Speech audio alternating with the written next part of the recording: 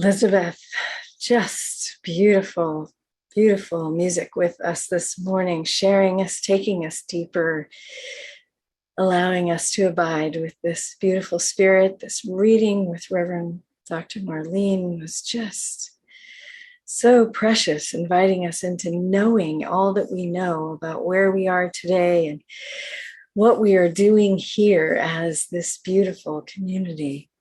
And right here now, I'm here to be with you and to talk with you and to share with you all of this same thing. And I found myself suddenly, I don't know if you know this about me, but when I prepare for a sermon, I have this sort of loose structure and I try to put things together, and then I give up all my ideas, and then I let Spirit speak to me. And then sometimes Spirit comes to me on and off, and then sometimes kind of late in the game, and I'm like, come on, come on, come on, I'm ready. So all sorts of things happen on the way to talking to you. And I just had the greatest memory show up during Day by Day. And it was so fun to begin the process of this sermon today by sharing this very funny moment. And the reason it came to me was I first wanted to say, when we talk about Jesus, we sing songs from Godspell, we do Abide in Me, we say Lord, we say God. All of these things are one consciousness. So yes, some of us came from a Christian background, and some services may lean a little towards a reading from even the Torah sometimes, or from any other book, because we're new thought. We are always open to new thought, but we're also ancient wisdom. And so that is really the combination of new thought, is diving into the ancient wisdom and pulling up those structures. Sometimes we have to call them by their names, and sometimes we'll call them by Buddhism, or we'll call them by Christianity, and we'll call them by Judaism, we'll call them by the Muslim religion, or Sufis, or anything else. Just know in your hearts that we are always talking about the same thing. It is only the one thing, and the one thing truly, in the best word we can find for it in this day and age, is love. And that means a love that is pervasive, that is inventive, that is creative, that changes us into the best and the holiest version of ourselves. It's not about any one attribute. It's about that we all have all the attributes of all of that consciousness and all of that space. So the memory I had this last moment was so funny. I was standing at Agape when it was in a warehouse before anybody knew how cool it was, or not, only 1,000 people, let's say, knew how cool it was, instead of many, many millions. And Marianne Williamson, as some of you know, who has been my dogged spiritual teacher over my life, was doing a seminar. I was about 32 or something like that, just moved to Los Angeles in this warehouse. Imagine, I was completely in a new world, not knowing where I existed. And she was talking about Jesus and the Christ consciousness and all this. And I was so bold. I stood up and I had a question. And I was like, I'm not supposed to be Jesus, right? I'm just supposed to be like Jesus. I don't know if any of you know Marianne very well, but she doesn't really go for things that she doesn't actually think are accurate. So she just she zeroed in on me, and she was just like, oh no, honey. Oh no, get that you out of the way and be it. And honest to God, I had no idea what she was talking about, but my whole entire body knew what she was talking about. And I just started shaking, and I had to sit down really fast. So it's just one of those moments of an awakening moment where we ask a question because we are in some kind of confusion. And the answer is so fast and so strong and so big that we're not necessarily capable of capturing it. We just know something happened. Something happened, and we are different. And so I remember around that time in my life also, and I'm curious, many of you have had this experience where you find yourself wanting to be a good person. Have you ever had that? Like, I really want to be a good person. I really want to be loving to everyone. I really want to be holy. And I really want to be like, I want to have that consciousness just flood me all the time. But I don't know how, because all this other stuff keeps happening and it keeps showing up. And I'm like, wait a minute. Well, who am I? Who am I? And do I have to hate all this stuff that keeps happening in order to be this thing? And how do I be this thing? Because I can't be this thing because my dog just peed on my foot, or, I don't know what happened, or someone else's dog peed on my foot, or somebody did something that I think is wrong. And I can't be that thing. I can't be that thing. I don't want to be that thing being this good person, this loving person. Who here does not want to love with your full heart? Who here does not want to be the person who can be loving in any situation? I don't see any hands. We all want to be that person, right? We all want to carry that consciousness. Now, probably none of us want to spend like 40 days in the desert, but luckily we don't have to because somebody already did that for us, right? All we have to do is settle into the teachings and practice the practices. And notice what happens when I'm this? What happens when I'm that? And where is my peace? Where is my joy? When do I feel like that person? I'm not doing this. Here's the secret, really. I'm not doing it for everybody else. You're doing it for you. You get to have this amazing life when you're a good person, quote unquote. You get to have this amazing life when you're filled with spirit. You have peace. You have joy. You have blessings in the most outrageous situations that feel like nobody should have a blessing here. I know early on, maybe my first sermon, I talked to you about the blessing that came to me through my sister's passing. Do not think for 1 second I thought that was going to be a blessed experience. I was terrified, but I was also open. So when we don't know, the practice keeps us open. Listening to that reading that we had this morning about what prayer is and how birds sing their prayers, and Elizabeth sings her prayers, and how Marlene prays her prayers, and how I speak my prayers, and how, do you dance your prayers? Do you move your prayers? I've seen Joanne dance her prayers. I know she does. Holly kindnesses her prayers. Esther expands her heart. These are the people I can see on my screen right now. So that's why you've gotten my attention in this moment.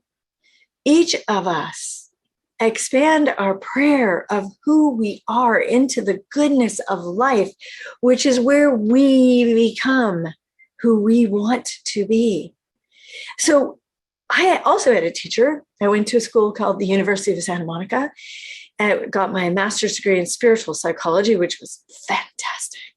And then I did a whole other year in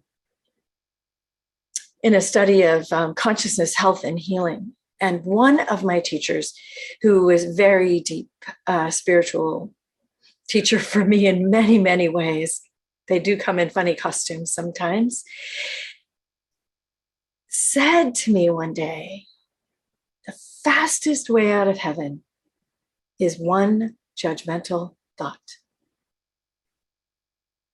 One judgmental thought. Now, what is a judgmental thought? A judgmental thought is anything against anything. Against you, against everyone else, against this moment, against this way of being, against this life, against the way we are right now in the world, against how those people are, against how these people are. Because heaven, and we can translate heaven, meaning the place of bliss where we're connected totally to God, is available at all time. What is God? Infinite intelligence, infinite love, infinite creativity, ever expanding universes. You are the hologram of that in action. You are the activity of God. You are the holiness of God. You are the oneness of God. When you remember, you have everything. When I remember, I have everything. I have sparkling through my body. I have tingles in my toes. I have smile on my smiles. I almost said, how many smiles can you have on one face? I have smiles. We all have smiles on our faces because there is an enlightenment. We are lifted out of the humdrum question of how do I do this life every day? Our first instinct, not our grandest instinct, but our first instinct, since we know we are evolutionary beings, is that we go back to our most basic instincts when something happens. I almost actually used an expletive there. Thank you, I did not. But when something happens, suddenly, almost always, and without pause, because we are built this way, we immediately go to a survival independence, which means I am alone and I will do anything to survive this moment. It's me or you, and you are going down, right? It's not me. I'm not built that way, right? When we're thinking from instinct, it's me or you, and you are going down. Now, if I can take a breath. Now, notice how we say our first reaction. Our first reaction, it's like, how many reactions are we okay with before we get to a response? So how about we breathe after our first reaction and our second reaction and our third reaction and our 20th reaction, when the same darn thing is showing up, smacking, smack, smack, smack, and sending us into some kind of judgment. Because right now, our judgment brain, which is so good and we are so grateful for it, is saying you are going to die, figure something else out. But when we breathe, everyone do that with me. When you breathe, once you're activated, when you're like right now, think of something that activates you. You know, what is it? What is it? Does your neighbor make noise? Does your kid make, what happens in your life that activates you? Does a family member say something to you? Do you know that is happening inside you, that reaction? Do we remember every single time that reaction is happening here? It may be from our ancestry. It may be from our heredity. It may be stuck in our chakras. It may be our karma. It don't matter where it's coming from. It's in you. So guess what we get to do? We have this fail-safe system where we get to go, hey, God, would you take this? Because what I'm doing with this is reaction. And what I need is response. Now, response is also action, but it is not from a place of reaction. It is not based on the activity of someone in your environment doing something that you are saying to yourself is wrong or bad.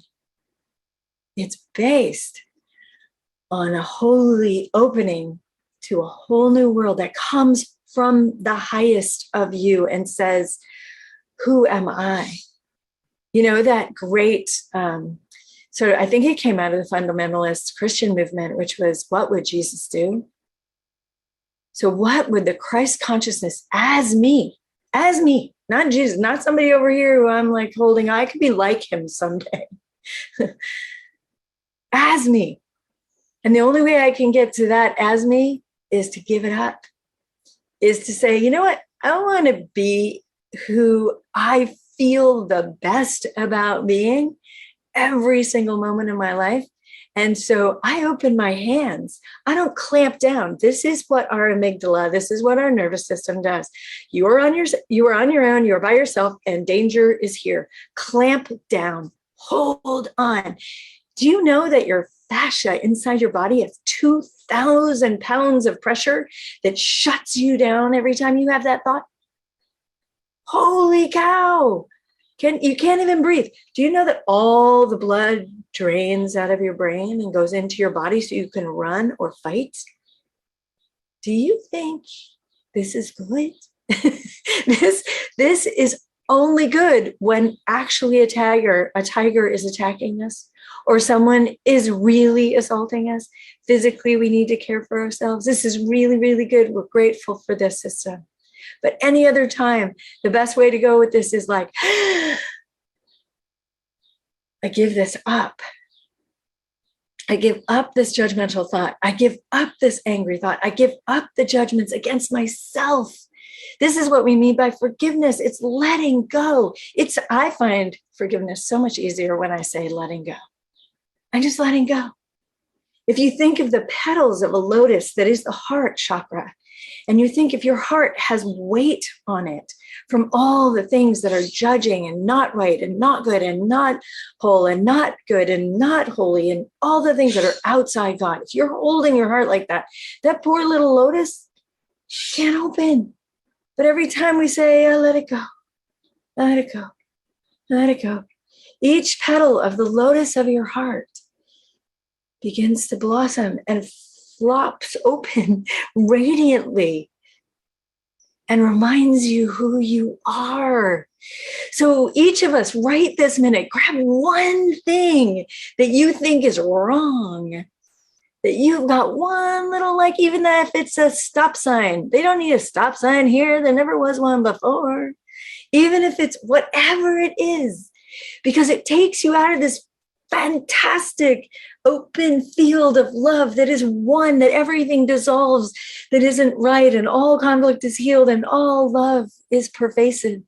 We open our hearts, we open our minds and our lives. We just let go. That doesn't mean we don't take care of ourselves. That doesn't mean we don't respond. We respond, but we respond from the wholeness and the knowing that each being with us on this planet, in this solar system, in this universe, has a right to be here now with you in their way. Who are you going to be? Do you see them as their holiest self, or are you starting to look at them like they're broken and outside of this holy thing?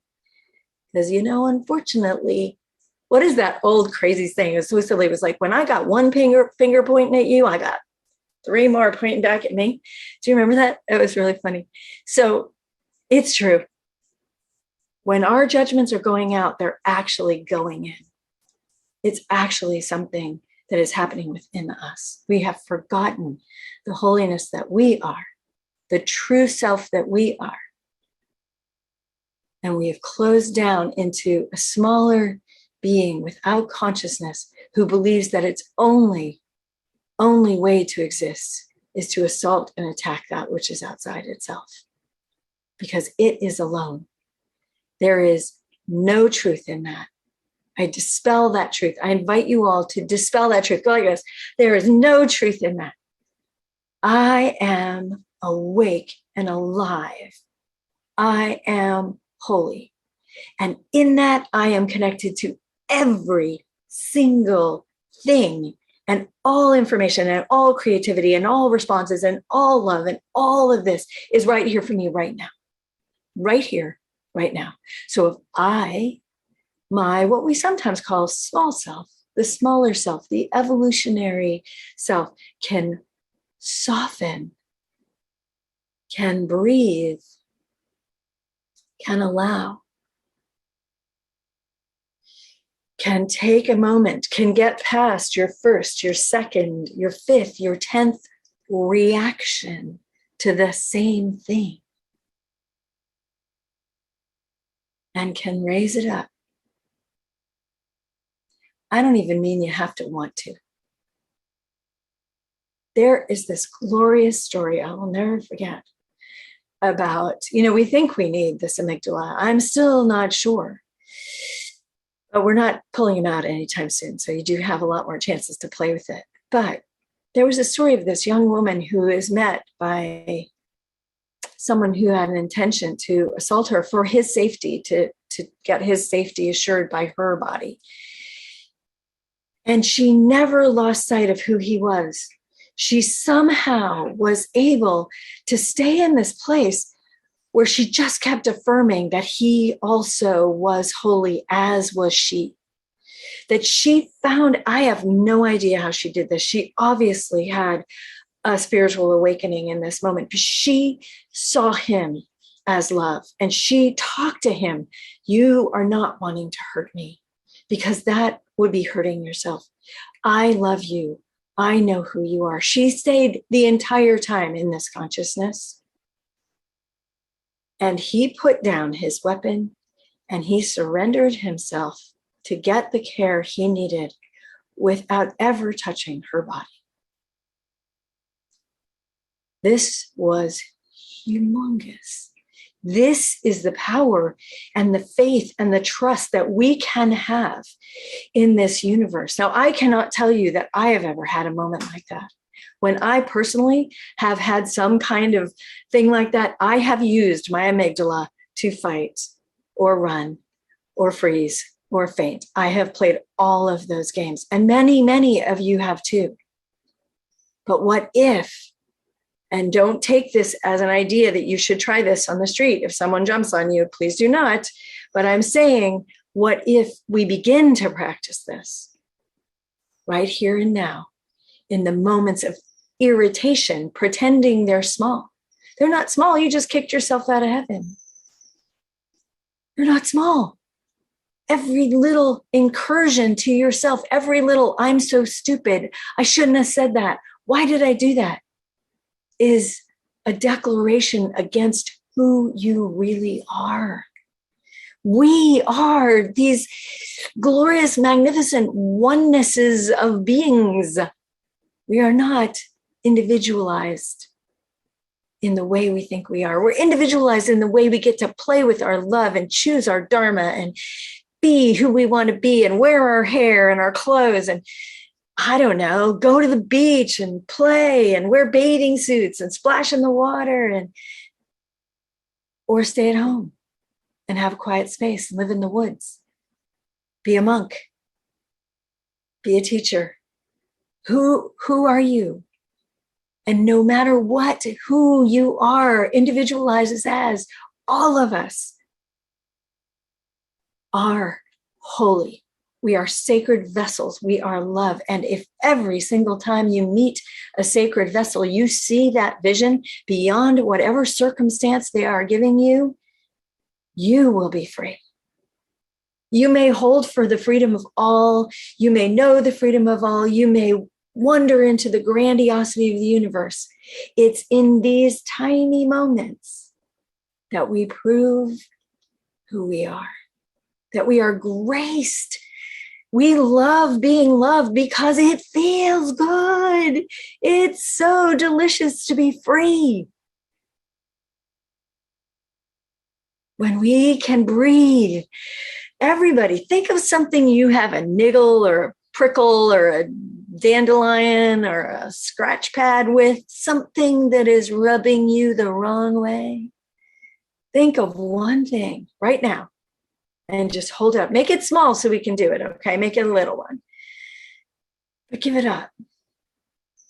And let it go, and let it go. I'm going to choose in this moment. If you think of 10, go ahead, let all of them go.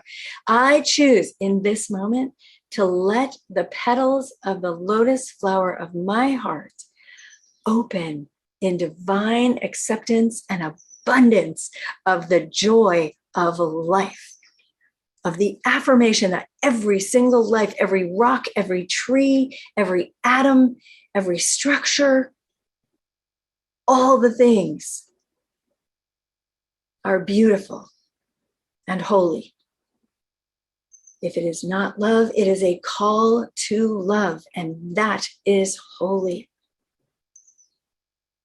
So this is our holy task, our practice, the reason we pray, the reason we meditate, the reason we sing is to remind ourselves of this joy and this holiness that we already are. We don't have to add any. The spiritual journey is getting rid of stuff. Let's get rid of all this stuff. Because the spiritual journey is remembering who you truly, deeply, wholly, expansively, expressively are. And so let us all let the lotus flower of our hearts blossom as we just let our hands lift into the air, releasing anything that comes to mind, knowing that it is all there to be sifted and sorted and loved and cared for and kindness and comforted and blessed. And that the answer of how we are to be and how to care and how to love all comes through with grace and flow and ease and possibility and all of the divine attributes of God. It is already there. You are already it. Love, freedom, openness, health, wholeness, abundance. It is mine to live, to do my part as that, based in love, knowing love, sourced in love, elaborating love, depicting love, being love. And now in this moment, right here, we flow this talk into prayer. And knowing that this is a grand and glorious moment as we each and every one of us take this moment to see with the heart, the mind, the eyes of love beyond any circumstances that is here, that we right this minute see with the vision beyond any temporary circumstance that all is indeed well, that we are all one, that there is one life, there is one invitation, there is one infinite intelligence, there is one that we are sourced from. We do not consume it, but it is as us and through us, the very creation of all that we want and wish for in our lives. There is nowhere else you need to look. Simple, but not easy. We stand in great awe to this beautiful, glorious power that gives us everything. And we are delivered out of any good, bad, right, wrong conversation into the joy of full, expansive expression.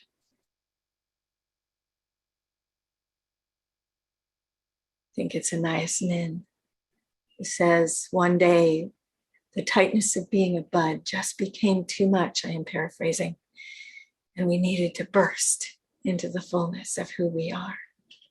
In truth, who we are not is painful, and who we are is freedom and joy. And in this moment, we know that we are sourced from this divine source.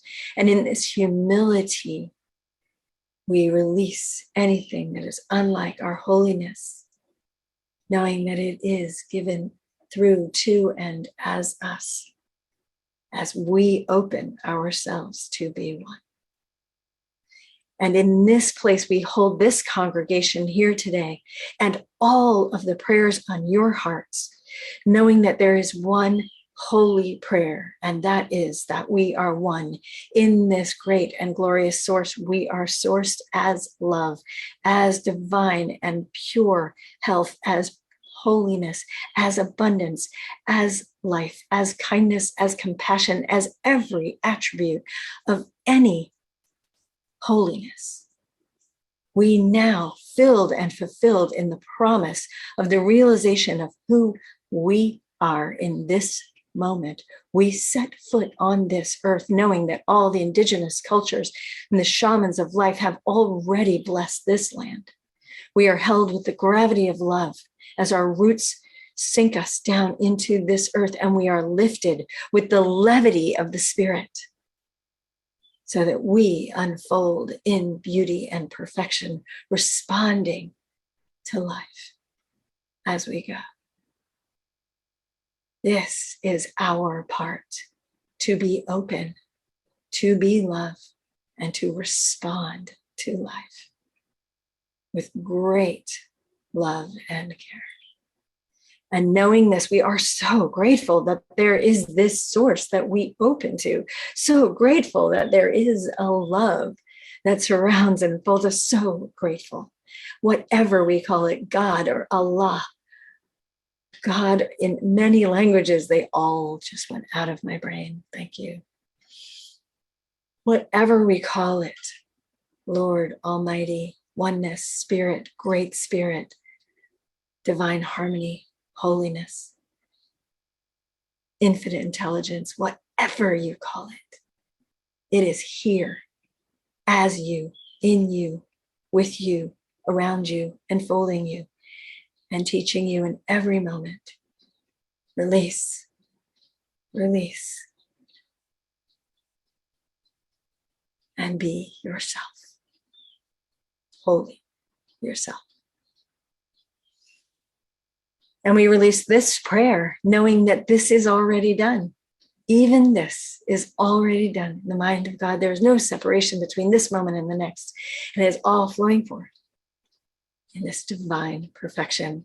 Bringing our hands together, we bow to each other in devotion, knowing that we are all teachers and all students of the same glorious path. Meeting soul to soul, we say namaste. And together we say, and so it is.